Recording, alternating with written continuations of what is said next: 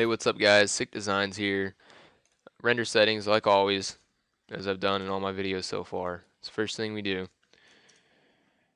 Change that to 1280 by 720, all frames. Save this as an AVI movie. Come over here. Choose where you want to end up saving this file when you render it out and just name it. I'm going to call it um, YouTube tutorial. Just press save and then go to anti-aliasing, go to best, and then max level to 8 by 8. Okay, so once we have that, now we're just gonna create some text. So go to MoGraph, MoText. Make this say whatever you want by going down here, changing it. I'm gonna make my text depth to about 40, and now I'm just gonna bring this into the picture here.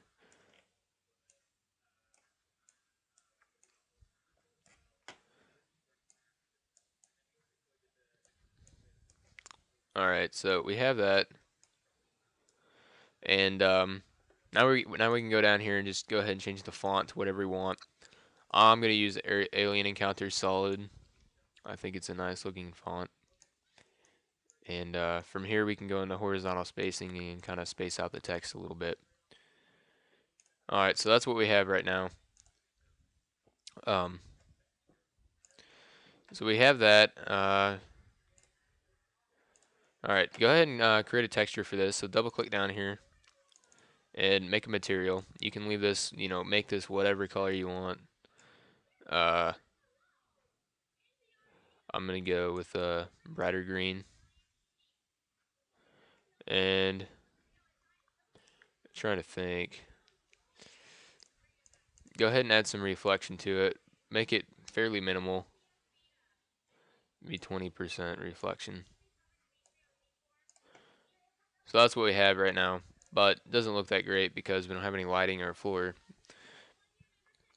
So we're going to fix that right now.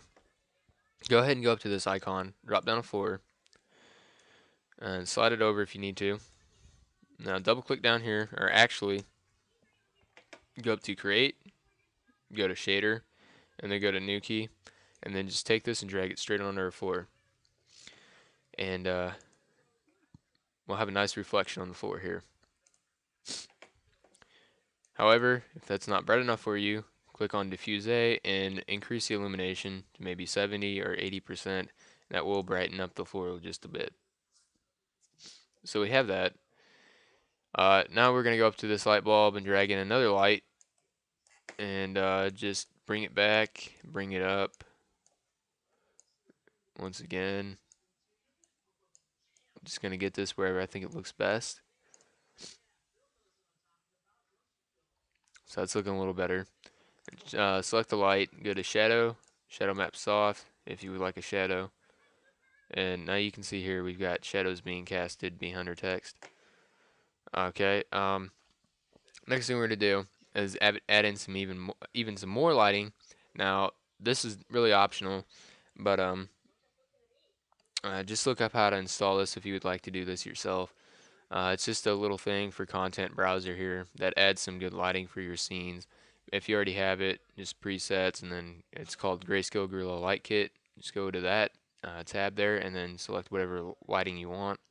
So for this, I'm going to do overhead softbox, and that'll kind of help the whole overall picture of the text, make it look a little bit better. Once again, if I was really trying to make this look good, I would spend a lot more time with some of these settings and that kind of thing, but for this tutorial, I'm not going to do that.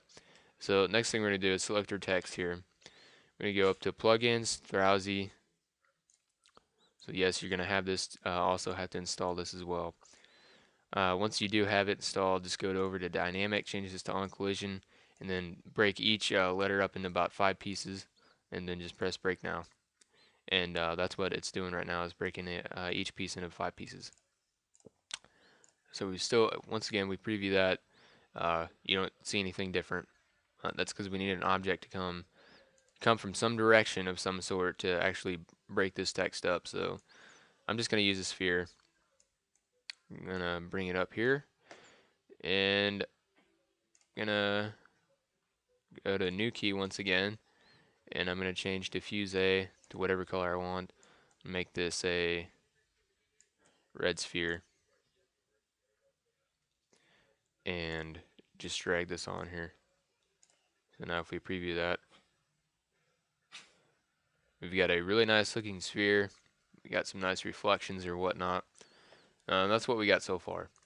So just click this button here, press F5 on the keyboard, or just click this. And you'll notice here in the upper left hand corner, you've got right, front, perspective, and top views. Just slide over, click on the sphere, and try to get it lined up over the text as best as you can, wherever you want it. So about right there. When you're done, just click that box to get back in his perspective view. Obviously, you're probably going to have to bring this up some. So that's what I'm going to do now. I'm just going to bring it up till it's actually out of the frame.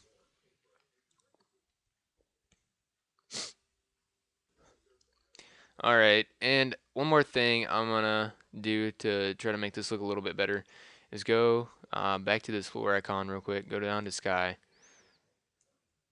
And now I'm just going to go up here to create. I believe it's under load material preset. And I'm going to have to look for it for a second. Yeah, it's prime materials HDRI. And then select HDRI 24. And then just take this and drag it onto the sky. And that'll kind of help make this whole scene look a little bit better here. Now, if you notice, we've got this in the background, this crap, which definitely doesn't look that great. So, in order to fix that, we're just going to go create another floor here and drag it over once again. And once we've got that position good, then we're just going to click the rotation tool and bring this up to about 90 degrees, and then slide this back, so maybe slide it over, and we'll drag on the same texture that we had on the floor here. So if we render that,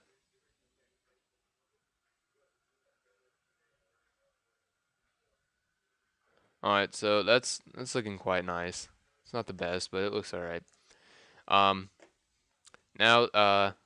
we just need to create some simulation tags. So to do that, right click on the floor, go to simulation tags, make this a rigid body. That makes it a solid object so that it's interactive with other things. And do the same for the background here. Simulation tags, rigid body. And then you're also going to want to do the same thing for the sphere. And then if we play this, you can see the text breaks into 1,000 pieces. Now, one reason why I didn't break this into so many pieces is because whenever this text explodes like that and it breaks into a bunch of pieces, you'll notice, I don't know if you will in this shot or not, but yeah, this you can see the outside is green, like we colored it, but the inside is gray, and that really doesn't look that great, in my opinion.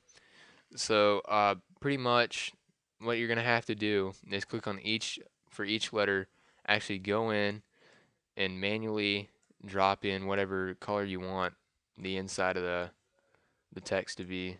I mean, to my knowledge, this is the only way you can do it, which is kind of a pain, but you know, that's why you don't break it into so many pieces, so this won't take so long. But like, as you can see what I'm doing now, the green out here represents outside, and then this material represents the inside. So if you just drop whatever material you want or whatever color, that's what it's going to change it to.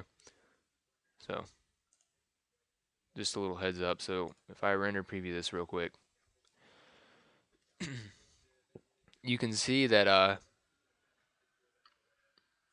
you know, the inside of this text is green, however some of it's gray. That's because I've only done a couple letters here. But yeah, that's pretty much that. So once you're finished with this, creating this little animation here,